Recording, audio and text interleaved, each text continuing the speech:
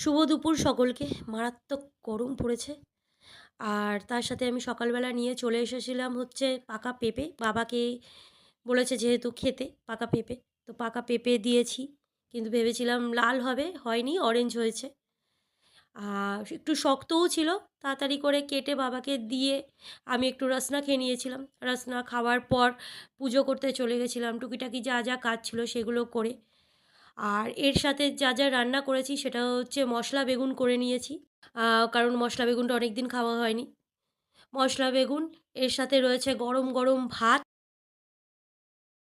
আর তারই সাথে করে নিয়েছিলাম উচ্ছে, আলু, বিনস দিয়ে আ একটা ভাজা, ভাজা।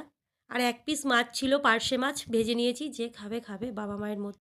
আর তার সাথে করে নিয়েছি হচ্ছে ডিমওয়ালা ট্যাংরা মাছের আলু দিয়ে গায়ে, গায়ে ঝাল। অনেক দিন খাওয়াও হয়নি ট্যাংরা মাছ, সবার প্রিয়। তো ভাবলাম এটাই করে নিই। তো এই হচ্ছে আজকে দুপুরের লাঞ্চ মেনু। আর এর সাথে রয়েছে হচ্ছে কালকের টক, আমের টক।